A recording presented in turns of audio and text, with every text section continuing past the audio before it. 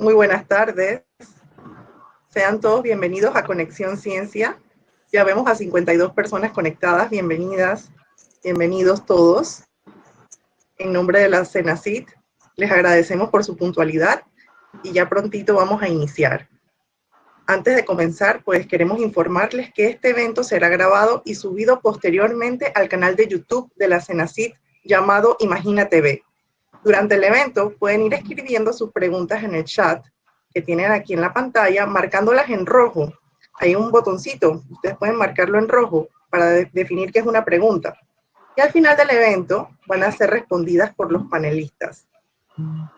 También queremos invitarlos a que nos sigan en nuestras redes sociales @CENACIT.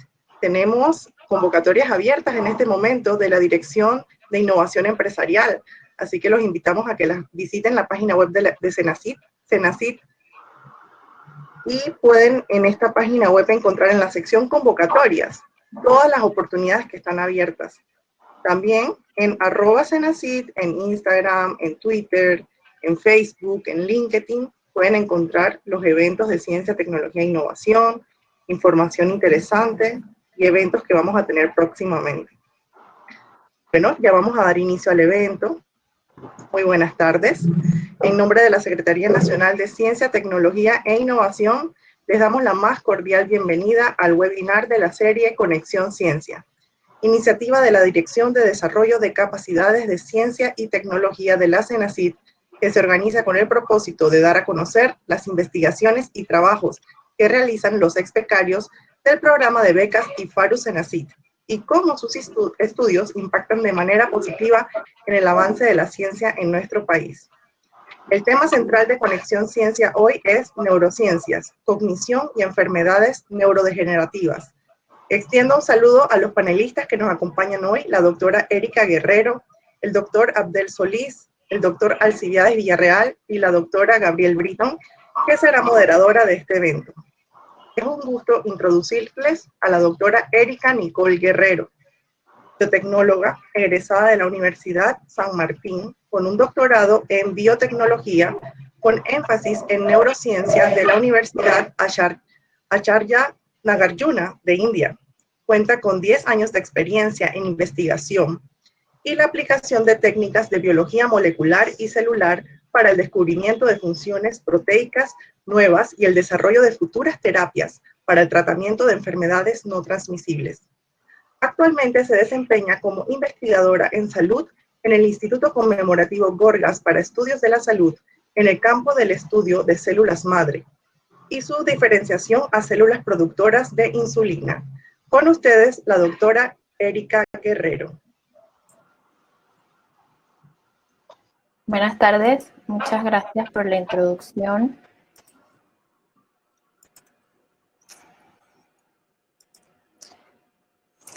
El día de hoy les voy a hablar sobre el proyecto de investigación que realicé durante mis estudios doctorales, que trata sobre estudios de neurotoxicidad de la proteína TDP43 y daño al ADN en esclerosis lateral amiotrófica.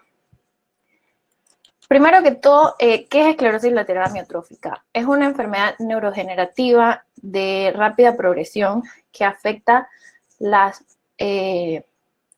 neuronas que son responsables de controlar los movimientos voluntarios de los músculos. Estas son las neuronas motoras.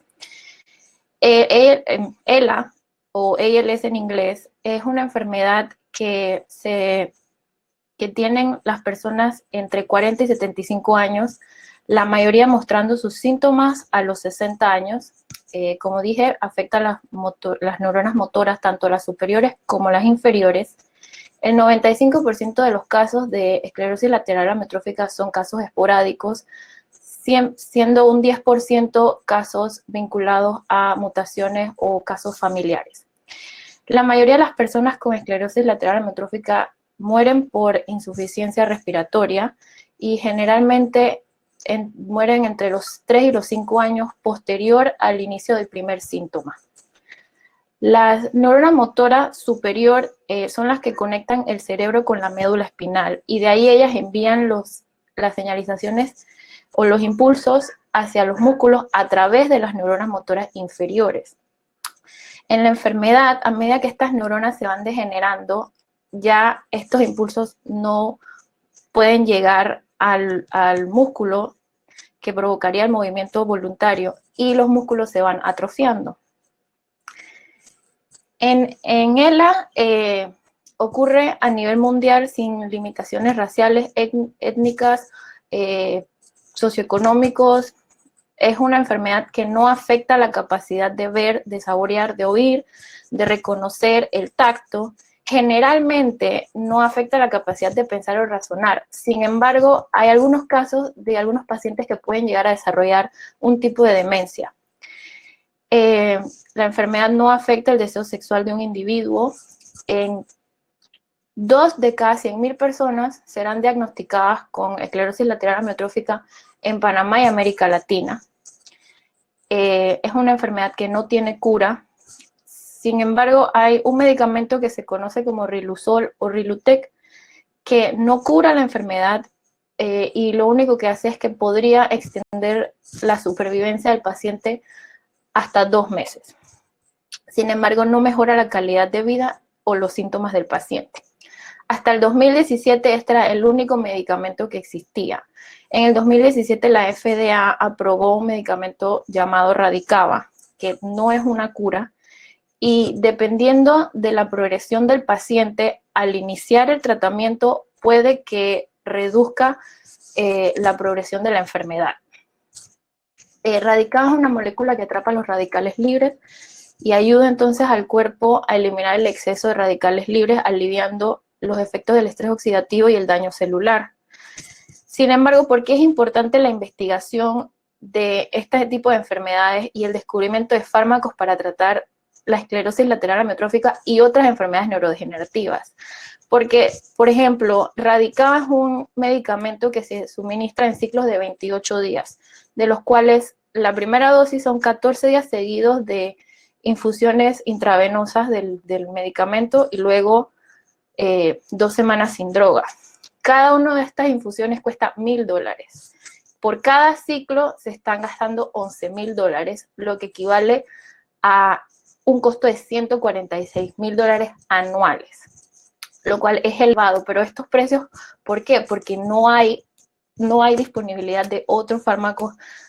Por eso es que es importante que podamos seguir estudiando este tipo de enfermedades para poder seguir entendiendo las enfermedades, para poder entonces investigar o encontrar nuevos fármacos que ayuden en este tipo de enfermedades neurodegenerativas. Existen varias formas de esclerosis lateral amiotrófica. Todos conocemos al famoso Stephen Hawking, quien ya murió, pero él fue diagnosticado a los 21 años y en ese momento se pensaba que solo iba a llegar a vivir hasta los 25. Sin embargo, vivió 55 años con la enfermedad. ¿Por qué se debe? Porque uno de estos tipos de esclerosis lateral amiotrófica está el que se conoce como el trastorno de inicio juvenil, que es un tipo de esclerosis lateral amiotrófica que progresa lentamente, pero este solamente es el 3% de los casos de esclerosis lateral amiotrófica. Al final, la esperanza de vida de un paciente con esclerosis lateral amiotrófica gira en torno a 2 cosas. Las neuronas motoras que controlan el diafragma o los músculos respiratorios, como mencioné, la mayoría de los pacientes mueren por insuficiencia respiratoria, o las que controlan los movimientos de deglución, que puede entonces llevar a la desnutrición o a la deshidratación. Muchas de las características comunes de las enfermedades neurodegenerativas, aparte de los factores genéticos y la edad o factores ambientales, se encuentra que comúnmente en las enfermedades neurodegenerativas uno encuentra disfunción de la mitocondria o proteínas alteradas, proteínas mal modificadas. Siempre se encuentra constantemente un elevado estrés oxidativo, elevada acumulación de metales en el cerebro. Pero una de estas características es la presencia de agregados proteicos en el citoplasma. Para mencionar algunos, la proteína amiloid beta y tau en la enfermedad de Alzheimer o alfa-synuclein en la enfermedad de Parkinson. En esclerosis lateral amiotrófica fue hasta el 2006 donde se vinculó que los agregados citoplásmicos que se encontraban en pacientes con esclerosis lateral amiotrófica eran compuestos por la proteína TDP43. Luego de que se descubrió que TDP43 era esta proteína, se encontró que estos agregados proteicos citoplasmáticos se encontraban en el 40% de las enfermedades neurodegenerativas, no solo en esclerosis lateral amiotrófica. ¿Pero qué es TDP43? Su nombre en inglés es Transactivating RNA-DNA Binding Protein 43 por su peso molecular. Es una proteína que posee la capacidad de adherirse tanto al ARN como al ADN. Y al unirse al ARN, sabemos que es una proteína esencial porque cumple muchas funciones de transporte y estabilidad de ARN, es un regulador transcripcional, de procesamiento de diferentes tipos de ARN, por lo tanto lo hace una proteína importante. Como ella tiene todas estas funciones relacionadas al ARN, la proteína tiene la capacidad de migrar entre el citoplasma y el núcleo en las células normales. Sin embargo, en la enfermedad, ella sale del núcleo y se agrega en el citoplasma. Se agrega en el citoplasma. Como les mencioné, TDP43 tiene la capacidad de unirse al ARN y al ADN. Sin embargo, el rol que cumple la proteína al unirse al ADN era totalmente desconocido, tanto el mecanismo de adhesión como la función que pudiera cumplir. ¿Por qué nosotros decidimos perseguir este estudio? Porque en el 2010 un paper realizó una espectrometría de masa y con el fin de encontrar proteínas que interactuaran con TDP43, pero relacionadas a su función con ARN. Sin embargo, nosotros vimos, ellos encontraron un montón de proteínas y nosotros vimos la lista de esas proteínas y nos pareció muy curioso que encontramos que dentro de esas proteínas estaba la proteína Q70. Es importante mencionarles que normalmente en nuestras células ocurre daño en el ADN. Es por diferentes procesos metabólicos de la célula y es normal. Sin embargo, y existen también distintos tipos de daño, ¿no? Pero como la naturaleza es tan perfecta, también existen distintos tipos de mecanismos que reparan los distintos tipos de daño. Entonces, uno de los daños más graves es el daño a la doble hebra del ADN. Es importante porque se ha sugerido que un solo daño de estos que no se repare puede inducir la muerte celular, o que sea mal reparado, entonces puede resultar en una pérdida importante de información genética, en mutaciones que son potencialmente dañinas o reordenamientos cromosómicos que también son dañinos. ¿Por qué nos llamó la atención la presencia de la proteína Q70? Porque Q70 pertenece a uno de los mecanismos de reparación del daño a la doble hebra de ADN, que se llama NHEA, pero que casualmente es el que está activo en las neuronas, ya que son células que no se replican. Entonces, cuando existe daño a la doble hebra en la neurona, este es el mecanismo que actúa. Basado en todas estas premisas y todas estas observaciones, nosotros realizamos la hipótesis de que la pérdida de TDP43 del núcleo causaba una deficiente reparación de este daño y entonces conducía a la acumulación persistente del daño que a la vez iba a promover la muerte celular neuronal. Bueno, para poder probar nuestra hipótesis, nosotros realizamos diferentes objetivos que los vamos a ir viendo a lo largo de la presentación. Primero, nosotros queríamos probar el papel de TDP43 en la reparación del daño en las células neuronales. Para esto, nosotros utilizamos células madre que diferenciamos a células motoras y por distintas técnicas de inmunoprecipitación, nosotros encontramos que TDP43 interactuaba con las proteínas que están involucradas en este mecanismo de reparación NHEA. Y bueno, eso nos pareció importante. Y más importante aún fue que vimos que interactuaba con las proteínas de este mecanismo, pero al probar con proteínas de otros mecanismos de reparación no se encontraba interacción, lo que significa que esta es exclusivo para el daño a la doble hebra de ADN. Bueno, confirmamos estos hallazgos por distintas técnicas, tanto de inmunofluorescencia como Western blot, y además realizamos también estudios en distintas líneas celulares.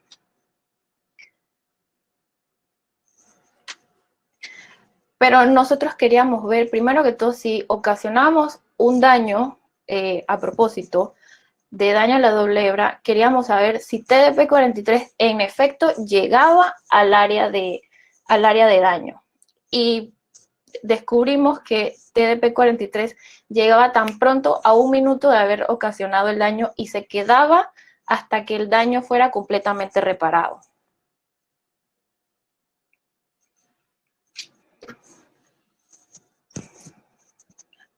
Bueno, nosotros también queríamos ver si la presencia de TDP-43 en las células era importante para que se diera la reparación del daño, por lo que hicimos una regulación negativa de TDP-43, lo que significa que eliminamos TDP-43 de la célula y le ocasionamos el daño de ADN y por distintas técnicas como COMET-A6, que es un tipo de electroforesis que podemos ver cada célula, inmunofluorescencias, nosotros encontramos que había un déficit en la reparación del daño al ADN cuando TDP-43 no estaba presente.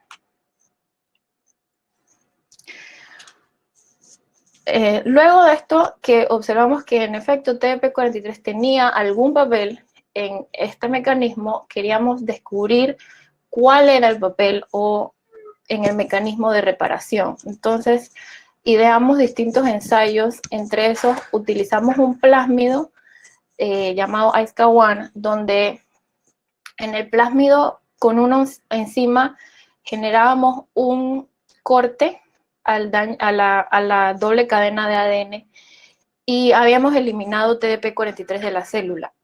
Si el daño se reparaba, este emitía una fluorescencia. Sin embargo, si el daño no era reparado, no iba a haber fluorescencia. Y nosotros observamos claramente un déficit o una disminución en la fluorescencia cuando TDP-43 no estaba presente. Lo que nos indicaba que TDP-43 era requerido para una eficiente reparación. Como les mencioné al principio, TDP-43 tiene que tener la capacidad de poder migrar entre el núcleo y el citoplasma. Para esto, en su proteína tiene sitios de señalización que lo ayudan a pasar por la membrana. Estos sitios se conocen como NLS y NIS.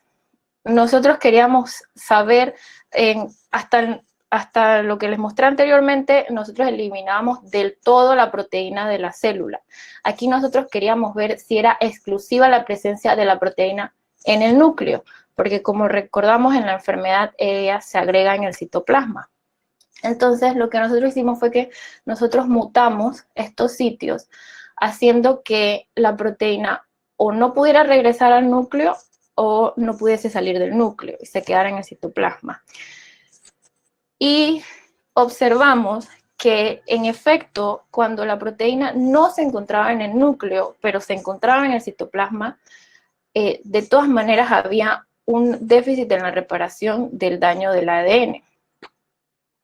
Lo que significa que TDP-43 nuclear es importante para mantener la integridad del genoma de las células neuronales. Bueno, luego de esto, nosotros tuvimos la dicha de tener muestras de cerebro y de médula espinal de pacientes que habían muerto por esclerosis lateral amiotrófica, y nosotros queríamos ver si lo que habíamos observado en las líneas celulares también se encontraba en la muestra de los pacientes. Y observamos una elevada muerte celular y una elevada acumulación de uno de los marcadores importantes cuando hay presencia de daño en el ADN. Hay ciertos marcadores conocidos, uno de ellos es gamma H2X, y nosotros encontramos que había elevada acumulación de este marcador. Bueno, también conocemos que el 10% de los casos de esclerosis lateral amiotrófica es de casos familiares de presencia de mutaciones. Y nosotros en las muestras de los pacientes que murieron con esclerosis lateral amiotrófica, los secuenciamos y encontramos que una de estas mutaciones que estábamos estudiando, que es la Q331K, una de estas muestras tenía esta mutación. Y decidimos también investigar el efecto entre la mutación y la proteína normal.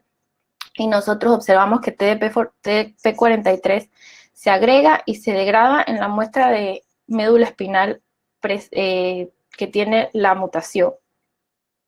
Además, también por inmunohistoquímica encontramos que había elevada muerte celular, elevados marcadores de daño al ADN.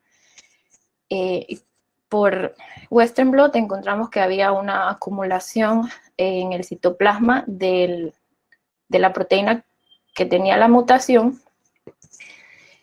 Y esto nos indica que TDP43 se agrega y se degrada en la muestra de la médula espinal humana que porta la mutación y presenta un mayor daño de ADN.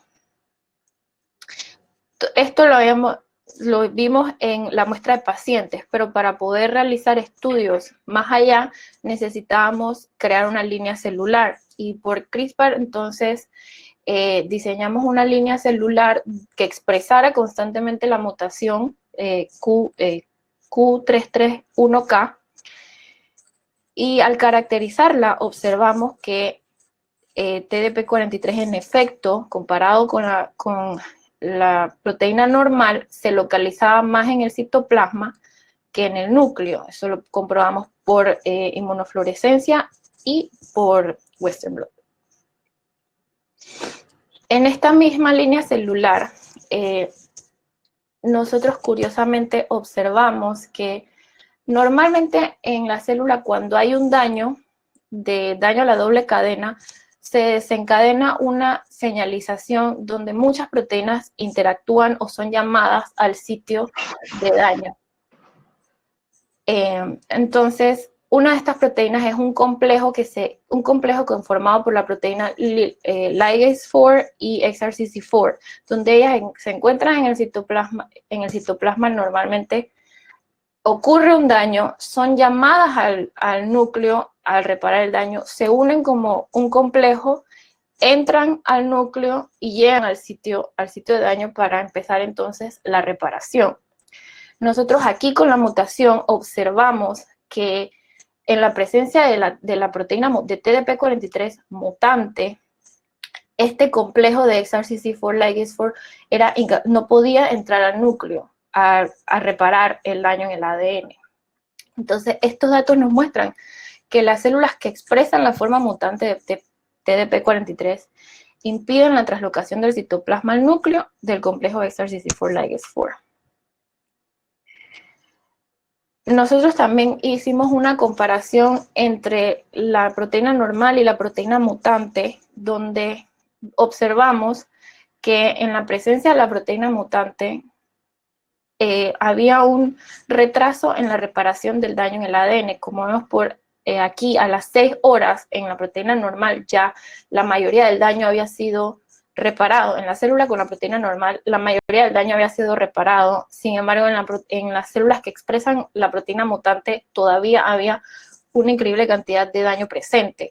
Tanto a las 6 horas como a 12 horas todavía podemos observar que hay mucho daño sin reparar. Bueno, más allá también observamos que en las células donde se expresaba la proteína mutante había un aumento en los marcadores de apoptosis celular. Y también encontramos que había un aumento en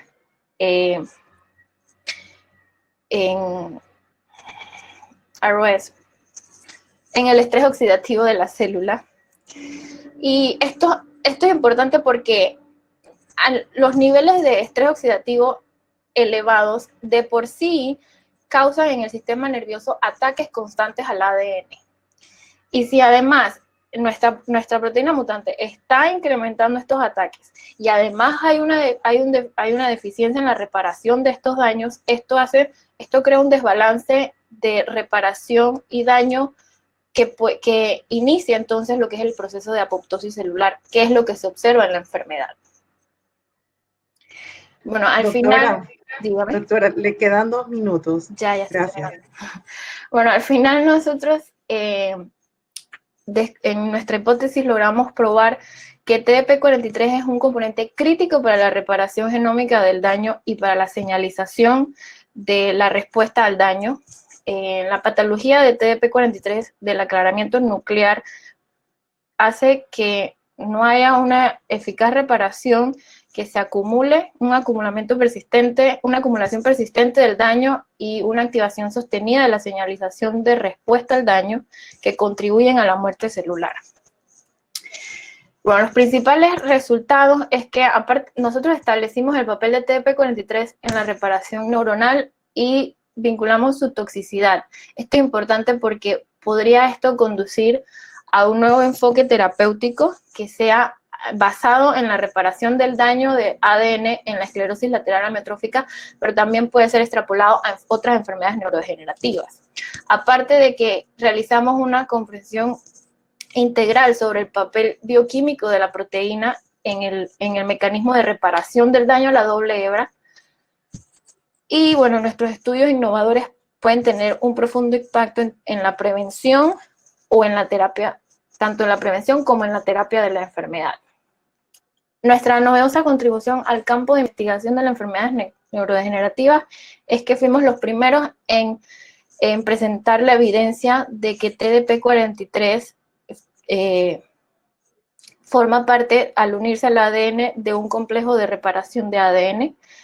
Fuimos los primeros que demostramos el papel que juega TDP-43 en este mecanismo. Demostramos que la presencia nuclear de la proteína es necesaria para la reparación eficiente y además proporcionamos un nuevo modelo de toxicidad para la enfermedad. Y bueno, muchas gracias. Muchísimas gracias, doctora Guerrero. A continuación, le daremos paso al doctor Abel Solís Rodríguez, egresado de la Facultad de Psicología de la Universidad de Panamá, especializado con un máster en Neuropsicología Clínica de la Universidad de Salamanca en España y doctor por la Universidad de Salamanca en el programa de Neuropsicología Clínica. Fue beneficiado con una beca para los estudios doctorales por la CENACYT y el IFARU. En los últimos años, como parte de su formación y actividad profesional, fue miembro del equipo de investigación del Dr. Manuel Franco Martín y colaborador de la Fundación Intras. Se desempeñó en distintos proyectos de investigación españoles y europeos, enfocados en el ámbito infanto-juvenil, enfermedad mental grave y prolongada, y en el ámbito de la psicogeriatría, demencias, donde desarrolló la mayor parte de su trabajo profesional. Colaboró además en la Fundación Intras en el departamento de I+D+I, en la Clínica de Memoria y Daño Cerebral y en el Servicio de Psiquiatría del Complejo Asistencial Virgen de la Concha de Zamora, España, en el Departamento de Ensayos Clínicos, Unidad de Psicogeriatría y Unidad de Neuropsicología. Actualmente se desempeña como investigador y docente de la Universidad Católica Santa María la Antigua de Panamá, convocatoria de inserción CENACYT. Fue ganador de una convocatoria de la CENACYT Capital Semilla 2016 para la creación de una clínica de estimulación y evaluación neuropsicológica llamada NeuroPanamá, ubicada en la Clínica Hospital San Fernando, y forma parte del grupo Neurogroup Panamá en Panamá Clinic. Cuenta con varias publicaciones sobre temas de PICS aplicados a la evaluación neuropsicológica. Con ustedes, el doctor Abel Solís Rodríguez. Adelante, doctor. Muchas gracias. Bueno, han presentado un poco mi trayectoria y en eso voy a enfocar la presentación, un poco resumida, sobre la aplicación de las nuevas tecnologías enfocadas a la evaluación neuropsicológica. Hay un grupo, un público variado, así que me gustaría primero aclarar conceptos, ¿no? Para muchos el término neuropsicología suena algo nuevo. Es una especialidad de la psicología que toma muchos conceptos de neurología clínica, de psicología, de psicometría, para objetivar la relación que existe entre cerebro y conducta. ¿Para qué somos necesarios los neuropsicólogos?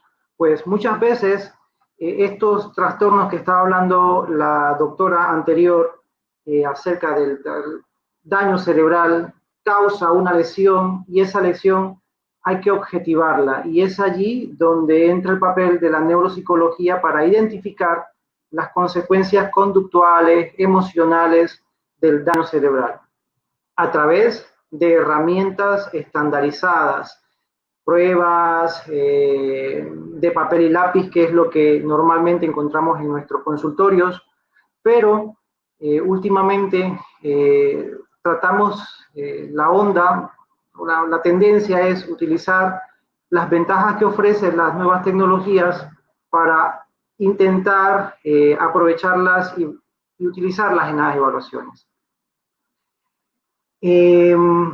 ¿Para qué funciona una evaluación? Para un diagnóstico más preciso, para colaborar con el diagnóstico, para valorar la eficacia de los tratamientos. Como decía la presentación, mucho de mi práctica profesional durante mi formación en España fue trabajar en ensayos clínicos. Muchas farmacéuticas necesitan de evaluadores cognitivos para ver cuán eficaz es el tratamiento para la esquizofrenia y mejorar la capacidad atencional o mejorar la capacidad de memoria. ¿Y cómo se objetiva eso? No de manera subjetiva. Sí, recuerda mejor y etcétera. No. Es a través de una evaluación estandarizada que ofrece, o que lo permite la evaluación neuropsicológica. Y otra cosa muy importante de la evaluación que es, creo que el aporte principal de un neuropsicólogo o de un psicólogo, porque esto también pueden ser los psicólogos, todos mis estudiantes de psicología les digo, aunque no estudien neuropsicología, a ustedes les van a preguntar acerca de qué pasa, puede haber un trastorno de memoria en esta persona, ustedes pasan herramientas de evaluación y deben estar entrenados a manejar esa semiología clínica para poder dar un dato objetivo. Y uno de los puntos fuertes de las evaluaciones neuropsicológicas es, además de objetivar el déficit, ver qué podemos hacer, ¿no? Hoy estuve evaluando a una señora bastante mayor y el interés de sus familiares es ver qué podemos hacer. En medio de ese deterioro cognitivo que presenta, qué cosas se pueden hacer. Y a través de la evaluación neuropsicológica aportamos en las capacidades conservadas y las capacidades deterioradas y nos apoyamos como a clavo ardiendo en las capacidades que están conservadas para estimularlas, para activar eso que decía la doctora y también creo que lo que va a hablar Alcibiades, ¿no? La conectividad que existe. A veces le comento siempre a los familiares de los pacientes, hablar del cerebro y del daño cerebral y de las enfermedades relacionadas al cerebro es hablar como ciencia ficción. Sí, a decirle a una persona que necesitamos que haga razonamiento, haga cálculo para que conecte las neuronas, para que haya sinapsis. Hay que potenciar la funcionalidad cerebral y la evaluación neuropsicológica apunta a eso, para ver dónde podemos encaminar el abordaje y apoyar el tratamiento farmacológico, porque el tratamiento farmacológico por sí solo no lo va a hacer. Necesitamos que esas personas que han sufrido un traumatismo craneoencefálico, aquellas personas que han tenido un accidente cerebrovascular, que es la enfermedad, todas las enfermedades relacionadas con el corazón, son las principales causas de muerte a nivel mundial. Y aquí en Panamá hay muchísimo. Creo hace 5 años o hace 3 años, leyendo unas estadísticas de salud, es una de las principales causas de discapacidad para el que sobrevive. y por tanto hay muchas cosas que hacer. Bien, decía yo que mis líneas de investigación, porque aquí va a hablar acerca de lo que qué estoy haciendo yo a lo largo de estos años con mi formación, ¿no?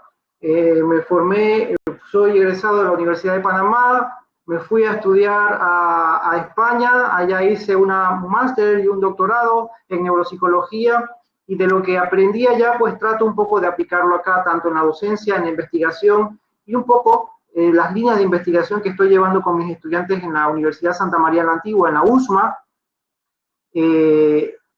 van en torno a eso, aplicar un poco,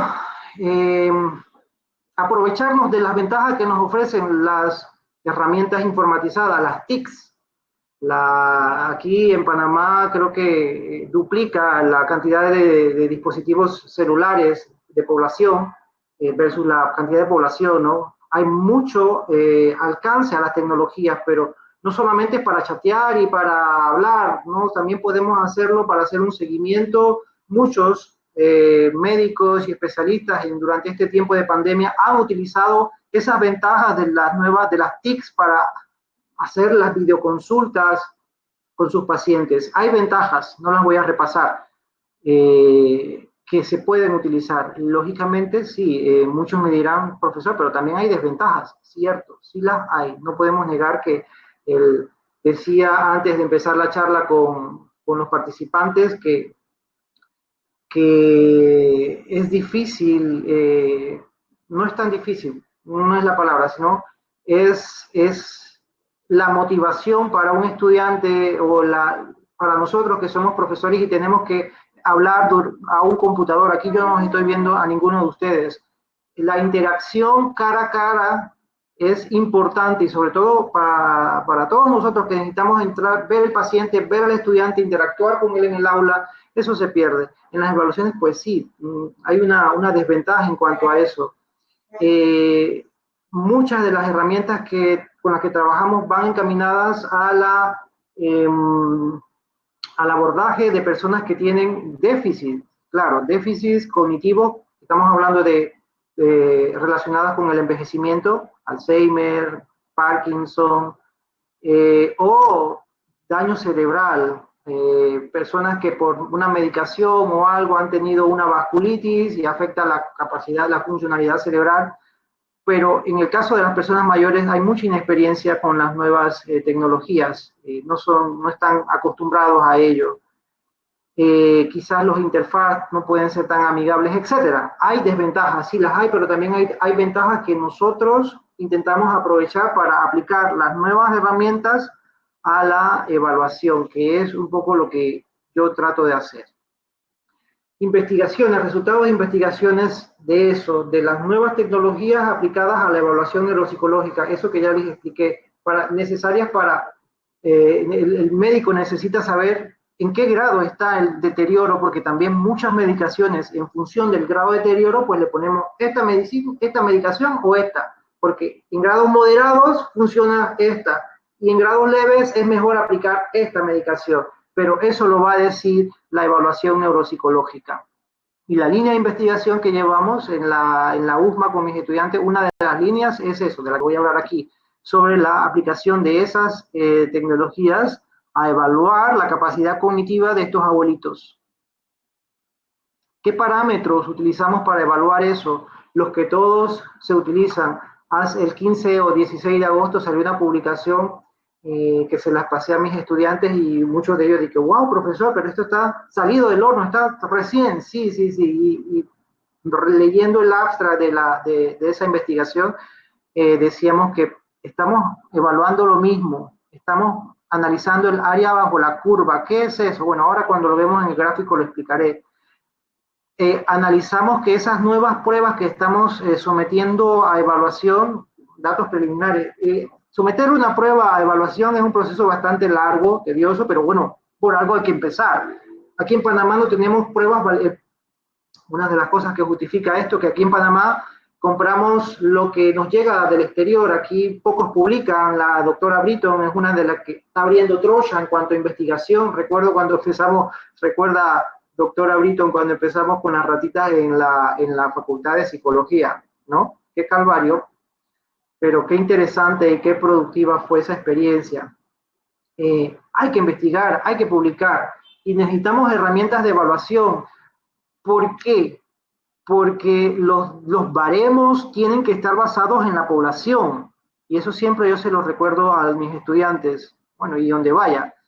La mayoría de nuestras pruebas pues no están validadas en esta población, y eso aporta un sesgo a los resultados, ¿no? Entonces hay que tener muy clínico para analizar esos datos que estamos dando. Pero los parámetros que para esa nueva prueba que se está creando, una prueba en computadora que estamos validando, pues sensibilidad, que la prueba detecte al que tiene en la enfermedad, a los verdaderos positivos, al que está enfermo, que la prueba sea sensible y específica para detectar al sano también.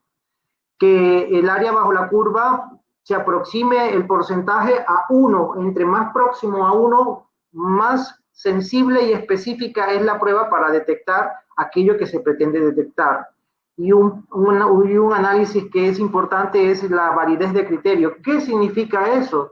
Que, claro, estamos creando, basándonos, bueno, tampoco estamos descubriendo el agua tibia, esto ya está descubierto, hay muchas pruebas, está el NeuroCoc, etcétera, etcétera.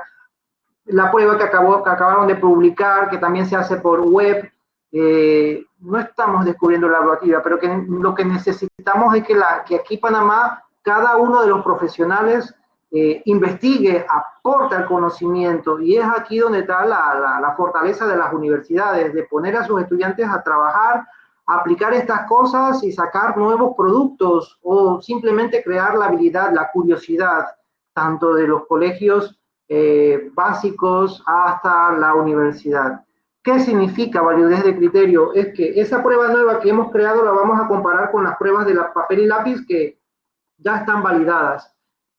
Por ejemplo, evalúan memoria, esa prueba está destinada para evaluar memoria. La de papel y lápiz, yo comparo la nueva prueba de evaluación con la de papel y lápiz y mido la correlación que existe entre ellas. Si las dos tienen una correlación fuerte, ya estamos entonces diciendo que el criterio que utiliza la prueba original, la gold standard, versus la prueba nueva, es muy parecido. Eso indicaría que podría ser utilizada para los mismos fines que está creada la prueba de papel y lápiz. Principalmente esos dos parámetros, pero hay muchos más, variables sociodemográficas, cómo correlaciona, cómo influye en la educación, el sexo, etc.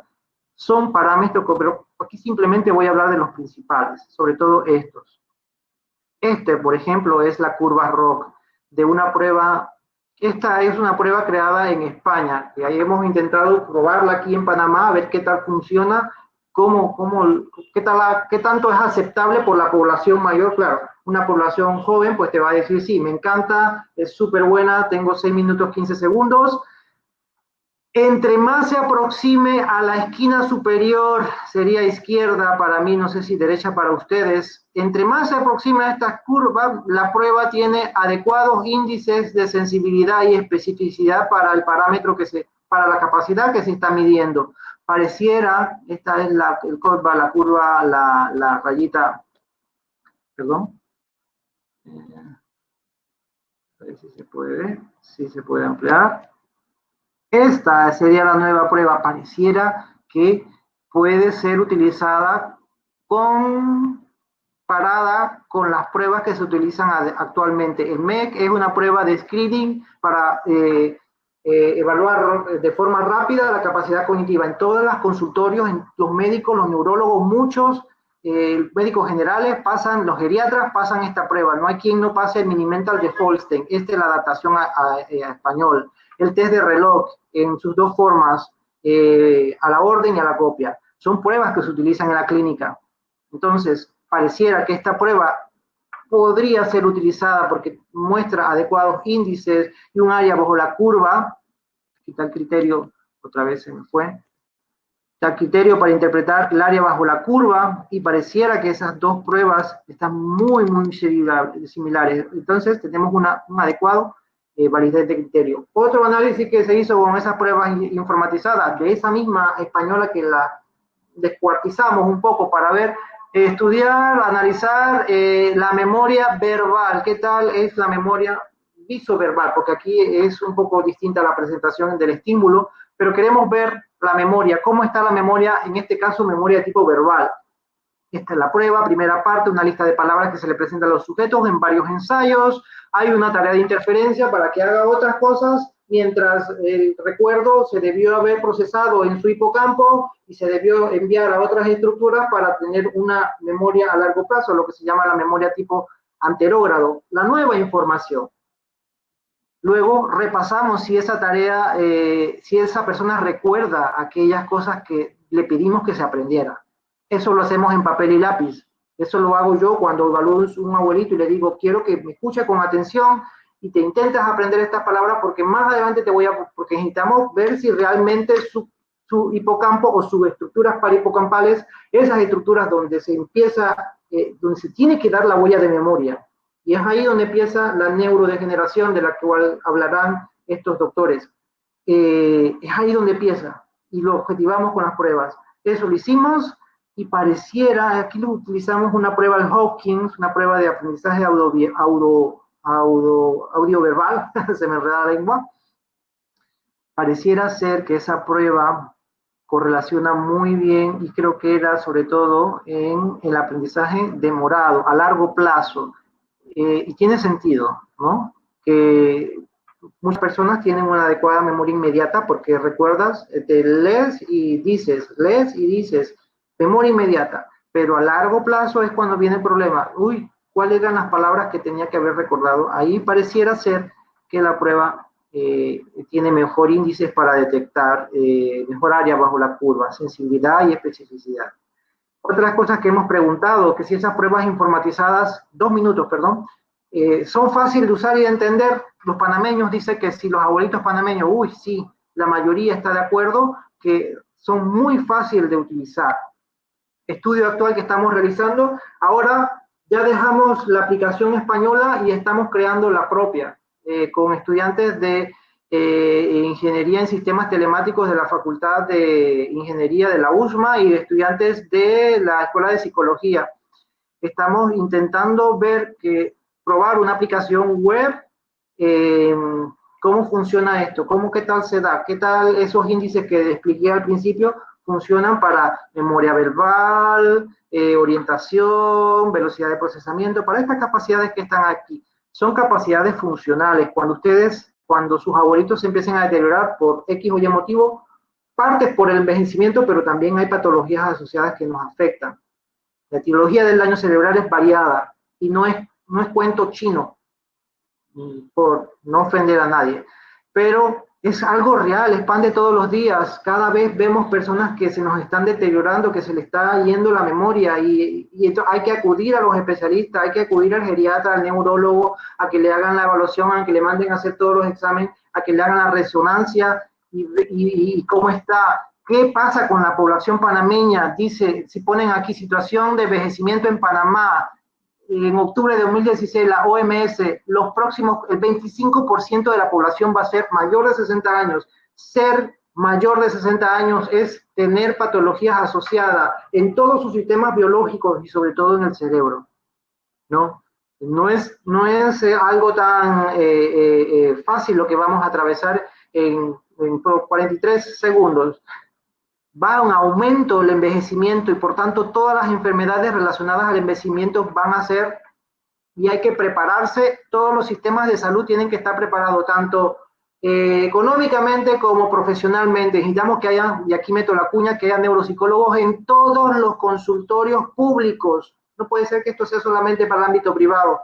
Tiene que haber en todos los centros de salud gente que esté evaluando y está deteriorado, pues ahora hay que hacer esto, ahora hay que no sé qué. Es importante que se haya un abordaje.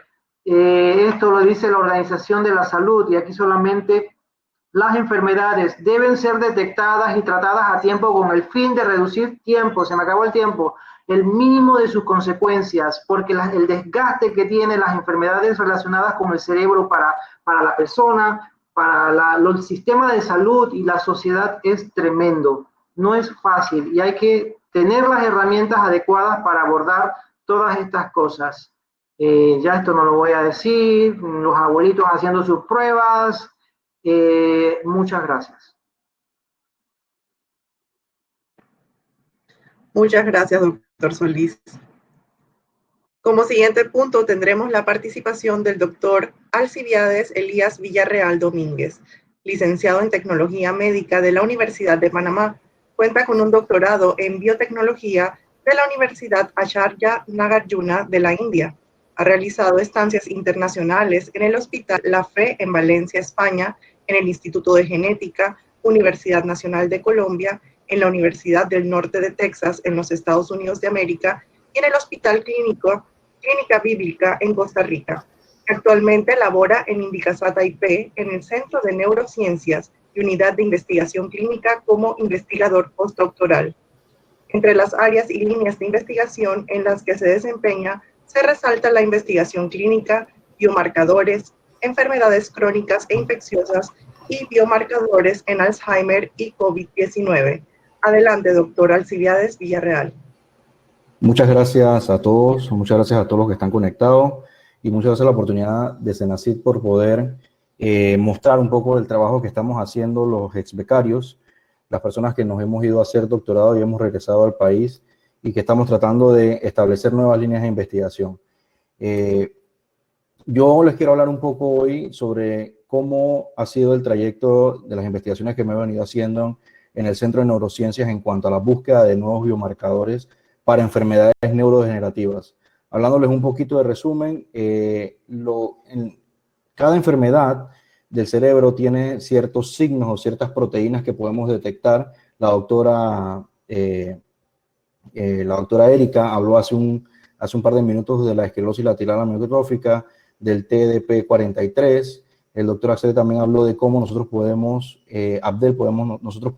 detectar estas proteínas a nivel de con pruebas neuropsicológicas, y también existen otras enfermedades como el Parkinson, tenemos la alfa-sinucleína o cuerpos de Lewis, tenemos encefalopatías, enfermedades de Huntington, ataxias, y la muy conocida como la enfermedad de Alzheimer, que la cual las proteínas que nosotros se han venido estudiando en la hipótesis, una de las hipótesis que más se ha tratado de probar es el encontrar la proteína beta-amiloide y la proteína tau dentro del cerebro. ¿Por qué es tan complicado estudiar estas proteínas o estas firmas patológicas dentro del cerebro? Porque no todas se expresan en el mismo lugar y vemos que hay algunas proteínas que se encuentran dentro de las células y otras que se encuentran fuera de las células. Por ejemplo, la proteína tau y la proteína beta-amiloide, en el caso específico, la beta-amiloide forma unas placas agregadas fuera de la neurona que hace que las conexiones, esta parte de acá abajo, es la que hace que se conecten con otras neuronas, y al no poder conectarse con otras neuronas, hace que haya muerte celular. En el caso de la proteína tau, específicamente, que es este número 3, que está acá, nosotros vemos que la proteína tau se agrega dentro de la neurona y pierde su estabilidad y pierde la estabilidad de los microtúbulos intraneuronales y hace que haya disrupción y muerte neuronal. Yo les voy a hablar un poco de la enfermedad de Alzheimer. ¿Por qué la enfermedad de Alzheimer? Nosotros nos hemos enfocado mucho en el diagnóstico y tratar de encontrar biomarcadores para poder evidenciar la enfermedad de Alzheimer, porque es la enfermedad neurodegenerativa que tiene mayor incidencia en los adultos mayores, y dentro de todas las enfermedades degenerativas, la enfermedad de Alzheimer es la que más encontramos cuando hacemos los estudios.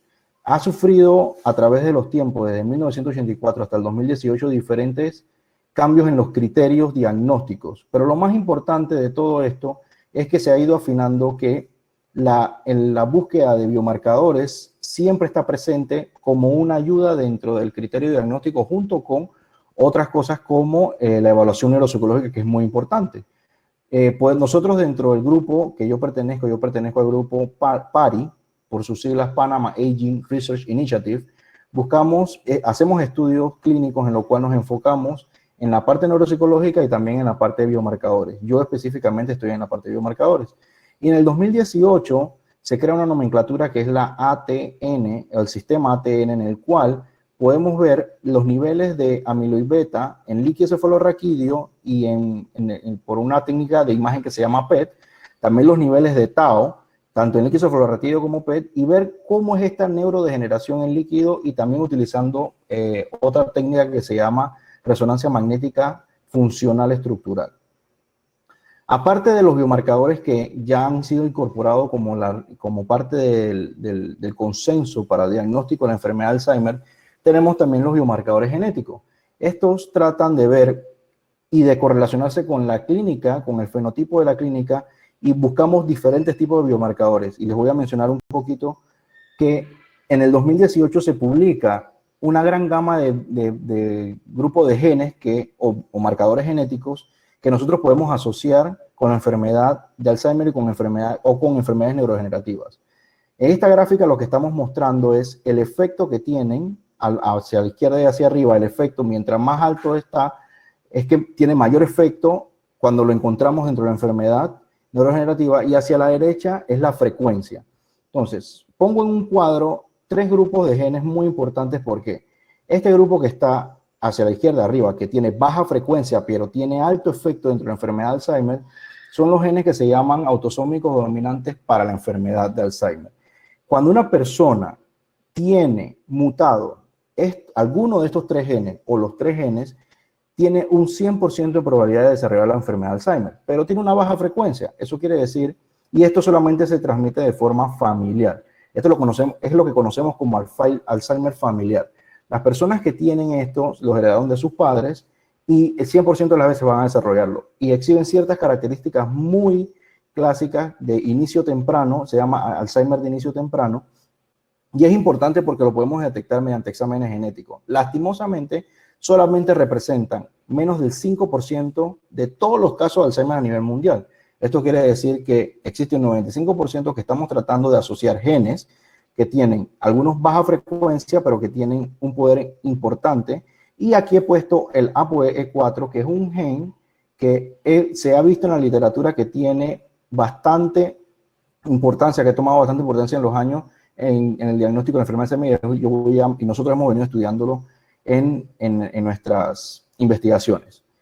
Dentro del grupo PARI nos hemos tratado también de enfocar en lo que es los factores de riesgo, porque esta es una enfermedad multifactorial. Existen muchas cosas que pueden afectar, como la edad, el sexo, la educación, que tenga baja educación, mala nutrición, historia familiar, factores genéticos que lo acabo de mencionar. El síndrome de Down, también exhiben, estas personas con síndrome de Down exhiben tempranamente la enfermedad de Alzheimer, depresión, y nosotros hemos tratado de cubrir la mayor cantidad de factores de riesgo en nuestros estudios para poder saber qué es lo que está pasando en una corte de población panameña y compararlas con otra corte de poblaciones afuera de Panamá. ¿Por qué es importante estudiar los biomarcadores? Porque nos dan una oportunidad de conseguir un diagnóstico oportuno y una evaluación del riesgo del individuo. Y podemos, además de esto, monitorear la progresión de la enfermedad. Como ya lo mencioné, dentro de los criterios, nosotros vemos criterios clínicos y por lo menos se dice que tienes que tener uno de 3 biomarcadores, ya sea por PET, por resonancia magnética o en líquido cefalorraquídeo. En el grupo PARI nos hemos enfocado en la parte de las proteínas en líquido cefalorraquídeo, la genotipificación de la ApoE y biomarcadores en sangre, que es la parte más novedosa de nuestro estudio, que vamos a conversar un poquito más adelante. Cuando hablamos de genotipificación, nosotros estamos trabajando en un protocolo en el cual estamos integrando secuenciación masiva. Y estamos utilizando, este es un ejemplo del panel que estamos utilizando, en el cual tenemos grupos de genes para los cuales, si las personas tienen mutación en estos grupos, en estos genes que están aquí, pudieran tener Alzheimer, Parkinson, esclerosis lateral amiotrófica, demencia frontotemporal, distonia, demencia de inicio temprano y demencia por cuerpos de Lewis. Entonces vemos que mediante esta técnica que la estamos utilizando ahora mismo para medir los genes de los individuos que están en el estudio, vamos a poder saber si tienen mutaciones en grandes cantidades y poder asociar estos grupos con enfermedades, con toda la data clínica que hemos venido recogiendo desde el 2012 a esta fecha. Uno de los genes, como mencioné, que ha tomado mucha importancia en los últimos 20 años en el estudio de la enfermedad de Alzheimer, es la polipoproteína E. Esta es una proteína que se expresa en hígado y cerebro y es esencial para el metabolismo y transporte de colesterol y otros lípidos. Tenemos 3 isoformas importantes, la E2, la E3 y la E4, siendo cuando las personas tienen o se le hace un examen desde sus genes y sale con el alelo E4, este representa el mayor factor de riesgo genético para el Alzheimer esporádico, recordando que el Alzheimer esporádico representa el 95% de todos los casos de Alzheimer a nivel mundial. El ApoE, como vemos, tiene diferentes isoformas y un cambio en en estos puntos que salen aquí en la estructura son los que hacen que las regiones que se unen a los lípidos cambien y entonces tenga mayor afinidad para los lípidos y entonces produce que se agreguen ciertas proteínas como el amiloid beta en el cerebro. ¿Por qué es tan importante el ApoE?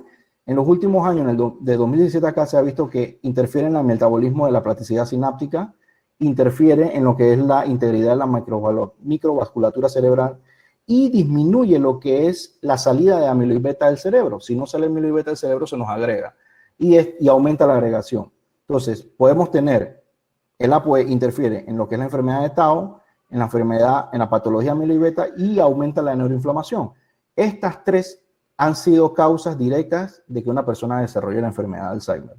Producto de nuestros estudios, en el 2016 nos publicamos por primera vez lo que fue la caracterización de la enfermedad de Alzheimer y el deterioro cognitivo en adultos panameños en Panamá.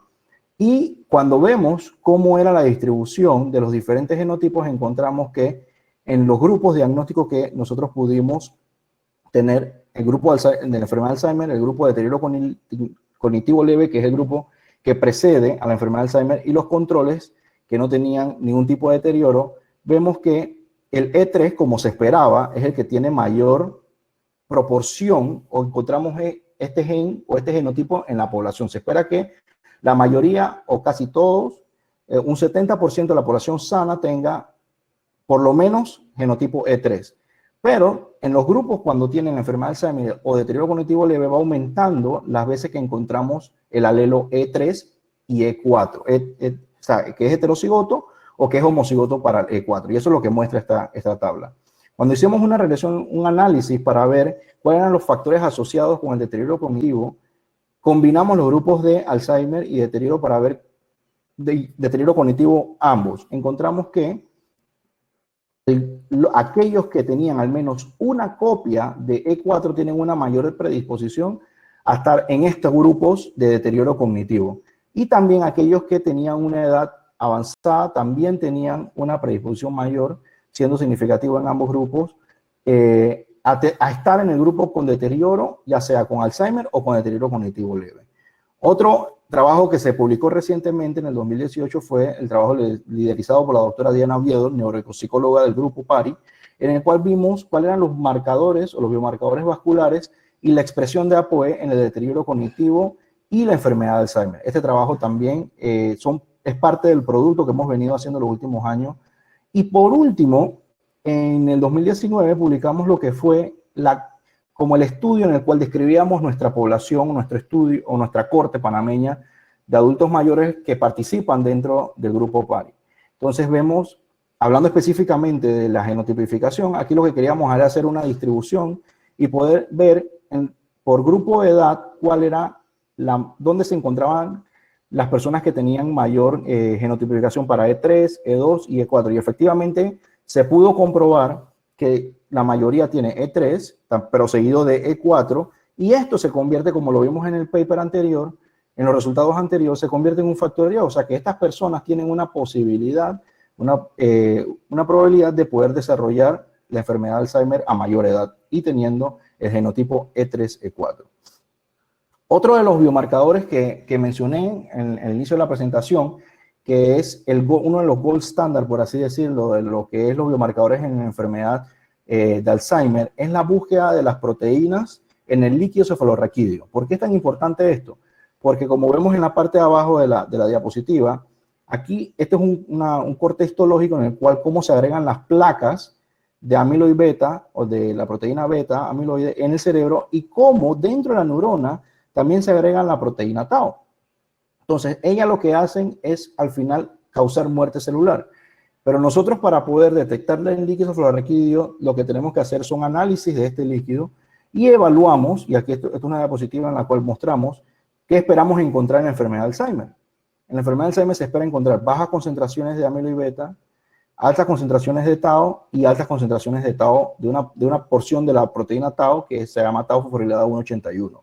En el envejecimiento normal esperamos encontrar valores normales, y también hay otros tipos de enfermedades del cerebro como depresión, neuroinflamación, Parkinson y demencia vascular, que también en Panamá parece que hay bastante proporción de personas con este tipo de enfermedades por la dieta alta en carbohidratos y en almidones. Y en el 2011 se sacan los valores normales, y estos son los valores que esperamos o que tomamos como referencia.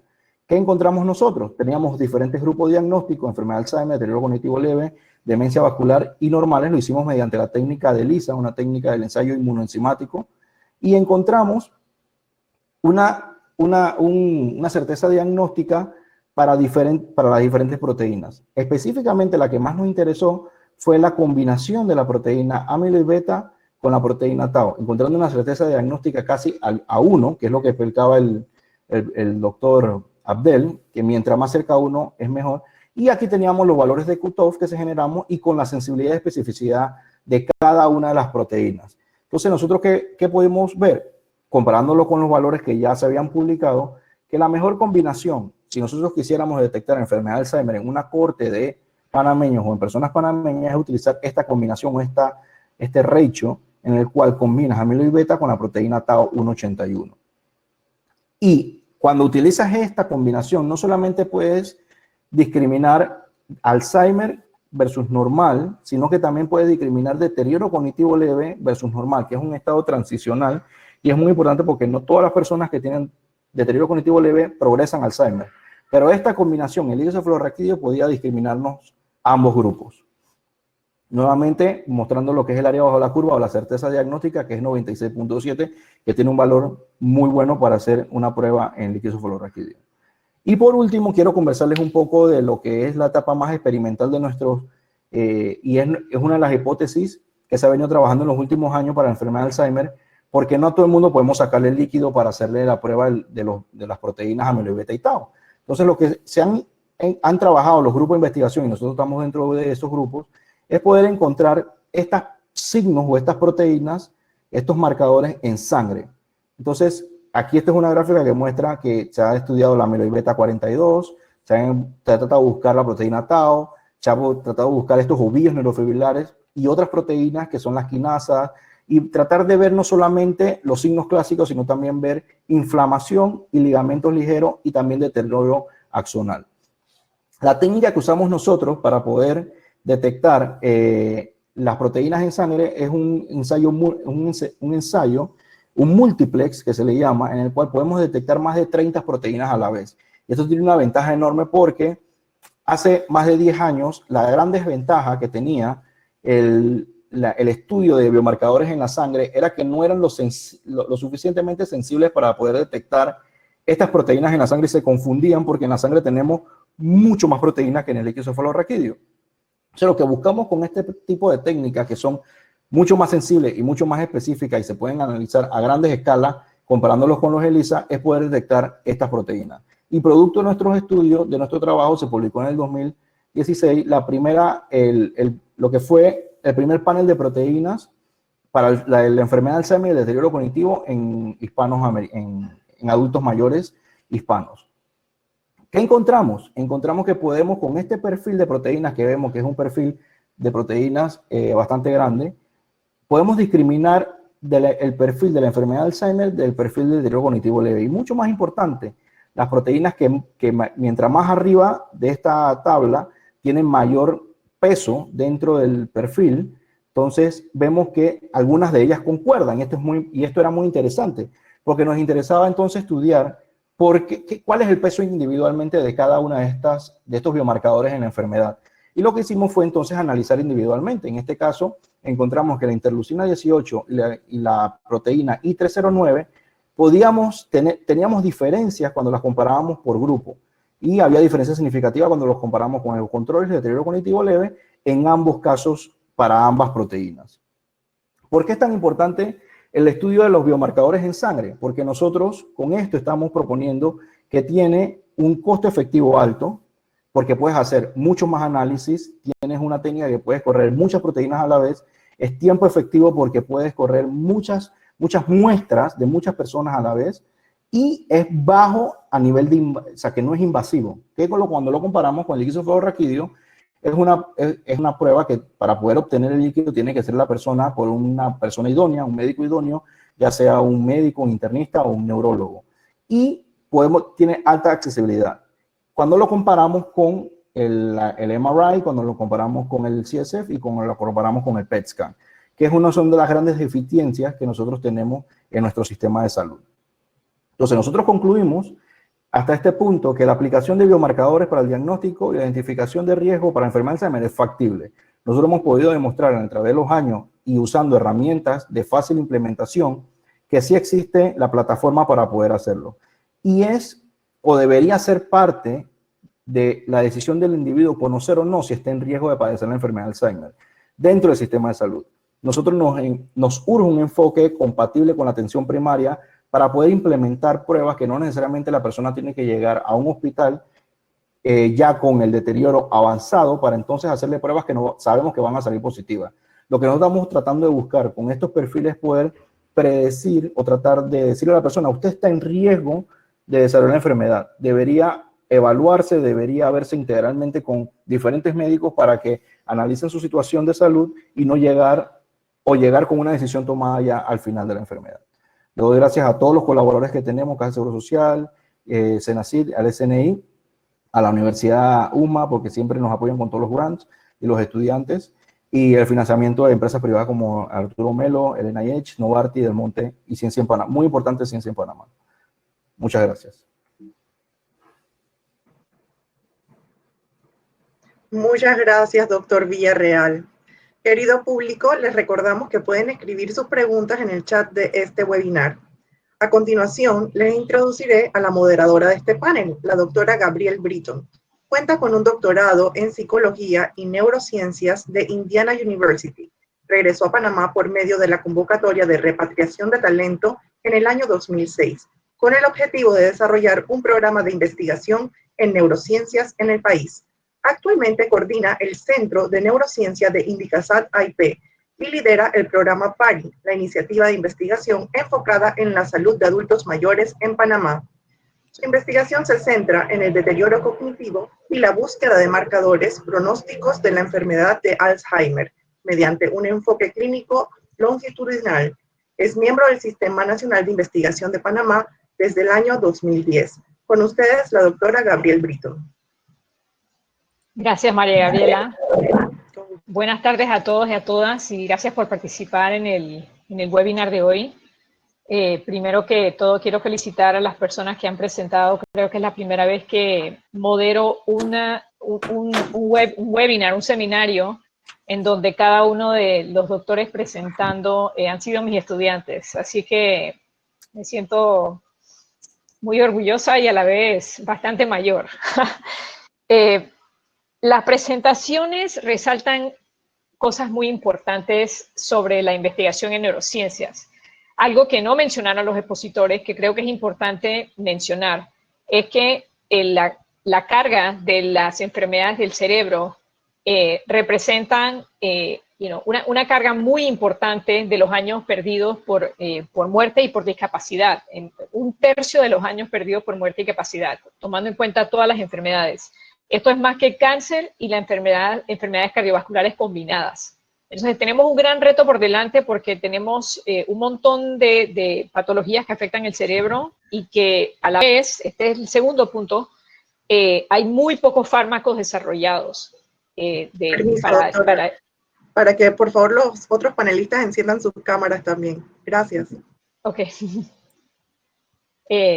Hemos tenido uno de los grandes retos de la investigación en la neurociencia es el desarrollo de nuevos fármacos también, por diversas razones, acceso al cerebro, búsqueda de nuevos targets, los retos asociados a entender las vías de señalización que están siendo afectadas en las diferentes patologías.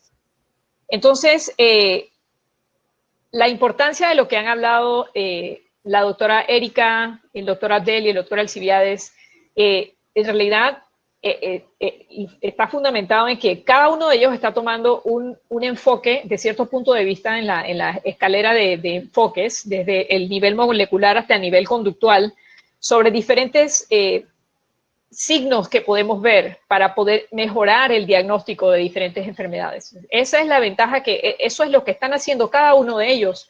Para poder entender mejor enfermedades, tenemos que entender las vías de señalización, también tenemos que entender qué pasa cuando hay problemas conductuales. Estoy muy de acuerdo con lo que dijo Abdel, de que tenemos que prestarle más atención a la salud mental, y que a nivel público la atención a la salud mental debe ser algo transversal. No solamente que cuando tienes un problema de algo de salud mental, de ir a un profesional de salud mental, sino un eje transversal, porque es un tema que afecta a todas las edades. Habiendo dicho eso, quisiera empezar con una pregunta general, tanto para la doctora Erika como para el doctor Alcibiades. Ambos de ustedes han presentado diversas técnicas que han ido siendo más y más modernas, ¿no? Y la capacidad de poder ver diferentes procesos dentro de las células y así llegar más cerca a entender estas vías de señalización que se ven afectadas, en el caso de la doctora Erika, el ALS, y en el caso de Alcibiades, en diferentes enfermedades neurodegenerativas, específicamente el Alzheimer. ¿Cómo se sienten ustedes siendo personas jóvenes en la ciencia en cuanto a cuán optimistas son en cuanto a la posibilidad de que en sus vidas podemos encontrar, por ejemplo, algún tipo de medicamento que pueda o detener las enfermedades que están investigando o enlentecer su progreso, por ejemplo? Empezamos con Erika. ¿Cómo te sientes tú en términos de lo que has presentado grandes tecnologías que cuando yo hice mi doctorado en los 90s no existía, ¿sí? Esas tecnologías no existían en 1991. Entonces te pregunto, ¿cómo te sientes tú como una investigadora, haciendo investigación de biología molecular dura y pura en cuanto a tu optimismo de vamos a llegar algún día a poder identificar algo que ayude a las personas con ALS? Bueno, justo ahorita estaba conversando con mi jefa de eso. Realmente poder revivir todo esto que les presenté el día de hoy me refresca la mente de las técnicas que aprendí, que conozco, y ahorita mismo ya no estoy en el campo de neurociencias, pero se me han ocurrido un montón de ideas de cómo, estoy en el campo de enfermedades no transmisibles, de cómo puedo aplicar todas esas técnicas que acabo de exponer en lo que hago actualmente, que igual ayuda para las enfermedades que estamos tratando, que son igual de importantes que las enfermedades neurodegenerativas. Entonces, me motiva mucho, pienso que realmente no está tan lejos el avance en este tipo de enfermedades. Sin embargo, a veces me pongo un poco triste porque aprendí todas estas técnicas de escala mundial, que todo el mundo a nivel mundial está utilizando y son tan importantes, de super tecnología, y muchas de ellas no las puedo aplicar aquí en Panamá, o muchas de ellas no las puedo realizar aquí. Entonces eso también me puede llegar a retrasar un poco mi avance científico, mi avance de investigación. Bueno. ¿Alcibiades? Bueno, el escenario para la enfermedad de Alzheimer es poco alentador. 99% de los estudios de los medicamentos para Alzheimer ha fallado, pero yo creo que la ventaja que tenemos en nuestro país, y es algo que nosotros hemos venido trabajando dentro del grupo PARI, es que nos estamos preparando para cuando salga un tipo de medicamento o salga algo que nosotros podamos testear aquí en Panamá, ya la corte esté caracterizada. Que eso es algo que no pasaba hace 8 años o 10 años cuando empezamos esto.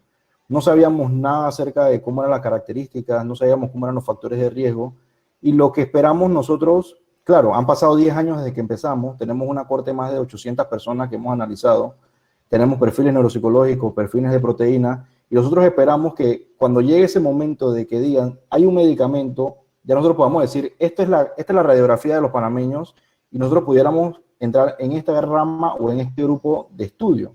Ojalá nosotros podamos seguir avanzando con más perfiles, creando más data, que podamos incentivar a estas grandes empresas farmacéuticas, que muchas de ellas se han salido de la carrera para la detección o de buscar un nuevo fármaco para Alzheimer, pero ojalá nosotros podamos estar en la carrera de poder participar. Ya poder participar significa que le estamos dando la oportunidad que no existía antes a personas dentro de Panamá para poder ser sujetos en estos grandes estudios multicéntricos clínicos como lo que está pasando con el COVID ahora mismo. somos privilegiados de poder estar dentro del panorama en el cual podamos nosotros ver que somos parte de un estudio. Pero es complicado, es difícil, como dice Erika.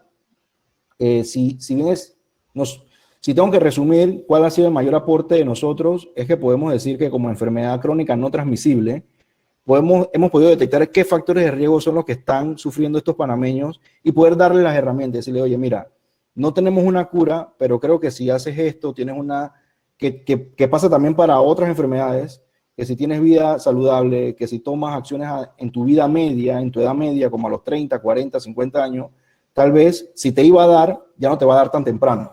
Vas a enlantecer el progreso de la enfermedad y tal vez puedas ganar años de vida, y no solamente años de vida, calidad de vida, no llenos de enfermedades crónicas, ¿no? Que creo que eso es una de las grandes cosas que nosotros estamos tratando de implementar desde el Grupo PARI, que yo pudiera decir, me siento orgulloso que hemos generado data. Así es. Alguien en los comentarios dice algo que sabemos que es muy cierto, que la inversión en ciencia es una limitación para el avance de todos los estudios científicos, y la neurociencia no se escapa de esa realidad.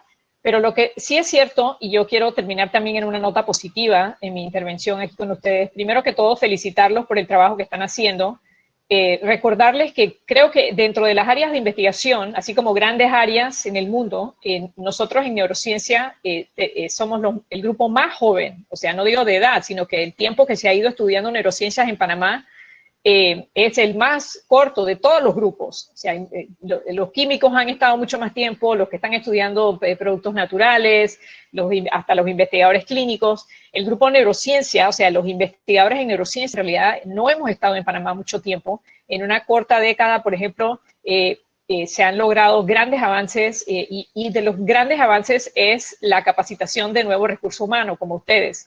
Entonces me anima mucho ver el trabajo que están haciendo, que también abarca diferentes niveles de enfoque, desde lo más básico, el nivel de biología molecular, hasta el nivel de conducta, como el trabajo que realiza el doctor Abdel, y que eso va a tener un tremendo impacto. Entonces, sí quiero que se sientan parte de la historia de la neurociencia, como se está escribiendo en este momento, porque recuerden que ustedes también van a ser investigadores seniors en algún momento con nuevos estudiantes, y vamos a poder escribir esa historia juntos, de la historia de la investigación del cerebro. Así que los felicito mucho y gracias por participar hoy. La verdad, muy agradecida de ser parte de este seminario.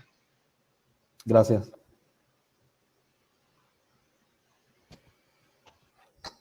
Vamos a pasar a las preguntas del público. Markelda Montenegro pregunta, excelente investigación. Esta pregunta es para la doctora Guerrero. ¿Cómo se fortalece la presencia de TDP4 en la célula para la reparación del daño en la doble cadena del ADN? Bueno, una de las funciones que comenté al principio del TDP43 al unirse al ARN es que ella tiene una función de regulador transcripcional aparte, y además ella misma se autorregula. O sea, cuando los niveles de TDP43 disminuyen en el núcleo, esto desencadena otra señalización que indica que debe producir más TDP43. Entonces, no es que se enriquece, sino que aparte de que también está migrando constantemente. Entonces, nosotros, la idea que nosotros tenemos, o el paper que publicamos, habla sobre cómo TDP43 funciona como una especie de andamio para sostener el complejo de reparación que va a ir al sitio a reparar el daño de la doble cadena. Pero para esto, esa misma señalización que indica que tiene que venir a reparar, y le indica a TDP43 que tiene que ejercer su función como de andamio. Entonces, la respuesta sería por señalizaciones que se desencadenan cuando ocurre el daño. Muchas gracias. Otra pregunta un poco más amplia. ¿Cómo se encuentra Panamá respecto a neuropsicólogos? ¿Qué cantidad de profesionales están trabajando en el sistema de salud? No sé si alguien tiene esta respuesta. Bueno, yo intenté entrar al sistema de salud y no se pudo, ¿no? Ni siquiera está reconocida la especialidad como tal. pero hay la esperanza de que cada vez hay más estudiantes interesados en neurociencias y en todo esto, en la parte clínica que sería la neuropsicología, y están. Van a ver, pero el asunto está en que se abran las puertas para que esos profesionales que están llegando, esos estudiantes que se están especializando, estén. Bueno, tampoco es una realidad tan distinta a España. En España tampoco está reconocida, está el psicólogo interno residente, que tienen que hacer el PIR y todo esto, pero se intentan que las unidades de neurología o las unidades de psiquiatría hayan evaluadores, porque hay que evaluar la conexión, y si no, no lo va a hacer un trabajador social, no lo va a hacer el médico, porque no va a una evaluación mínima, demora 1 hora, y para eso se necesita profesionales que se enfoquen a eso y se dediquen a objetivar, porque lo que busca la evaluación neuropsicológica es decir en qué grado está el deterioro, qué está conservado, qué está deteriorado, qué cosas se pueden hacer, orientar la estimulación cognitiva, porque con el traumatismo craneoencefálico, con el traumatismo vascular, con el Alzheimer, trabajo con personas que tienen deterioro cognitivo, y el cambio en cuanto que le pongas a hacer a una actividad cognitiva, porque mis compañeros me van a reforzar, lo que buscamos es que haya conexión sináptica, no buscamos otra cosa, que conecte otra vez, que haya más sinapsis, apoyar el fármaco que está poniendo la molécula, que intentando que la colinesterasa no esté, pero hay que hacer actividad, y por eso se necesitan más profesionales en el ámbito público. En privado hay, pero necesitamos gente en lo público para el que no lo pueda pagar, tenga alguien a quien acudir. Y esa es mi voz, mi llamado. ¿Cuándo? ¿Hasta cuándo Panamá sigue en esta situación? No solamente para neuropsicología, muchas especialidades. En todos los centros de salud, de todos los hospitales regionales debe haber. Gracias, doctor. Catalina Rodríguez pregunta, ¿qué porcentaje de riesgo existe que un hijo de padre con Parkinson y madre con Alzheimer presente estos padecimientos? Bueno, si la persona tiene mutaciones en los genes que mencioné, que son los autosómicos dominantes, es muy probable, casi 100% de seguridad, de que va a exhibir la enfermedad. O sea, y el grupo que ha estudiado más esta patología de autosómico dominante es el grupo que tenemos en nuestro hermano país de Colombia. Tienen una corte en la cual han caracterizado a personas con la enfermedad de Alzheimer de inicio temprano, y hay personas que comienzan a desarrollar la enfermedad de Alzheimer hasta tan temprano como 25 años. Y eso es por características muy específicas de los genes que son pasados de los padres a los hijos. Pero eso, el escenario no es tan desalentador. Existe solamente, como lo mencioné, menos del 5% de la población tiene este tipo de patología. El otro 95% se ven a causas esporádicas que todavía no se han caracterizado de una manera completamente adecuada, pero va en la vía de los factores de riesgo. Factores de riesgo como obesidad, diabetes, hipertensión, enfermedades cardiovasculares, etc. Gracias, doctor. Félix Morales pregunta, veo que hacen estos perfiles con individuos panameños, hispanos. ¿Han tenido oportunidad de comparar perfiles panameños, hispanos con otros que hay en la literatura, probablemente población caucásica? Sí, nosotros hemos comparado nuestro grupo con nuestro colaborador internacional. Es un grupo que estudia mexicanos americanos en la Universidad de Texas, y ellos comparan no hispanos con hispanos, pero la corte de hispanos de ellos es mexicanos en su mayoría. Y la ventaja que aporta la corte de nosotros es que podemos comparar con otro grupo de hispanos que no son mexicanos. Entonces sí se ha hecho comparación entre estos grupos. Tenemos algunos papers publicados con esto. ¿Consideran que actualmente el país se está retrasando respecto a promover la investigación y utilización de tecnología de clase mundial para cualquier tipo de estudios investigativos? Sí. Disminuyen el presupuesto. Bueno, eso es un tema, pero yo pienso que no es que se está atrasando, sino que en el exterior la tecnología avanza demasiado rápido. Y cuando aquí en Panamá estamos adquiriendo una tecnología y estamos aprendiendo a utilizarla o estandarizando los protocolos, ya afuera están los nuevos software o los nuevos equipos.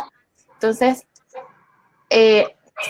pienso que en Panamá se trata de mantenerse up to date, pero es que allá afuera es mucho más rápido el desarrollo, porque aparte también hay mucho más presupuesto para desarrollar nuevos equipos de tecnología, etcétera.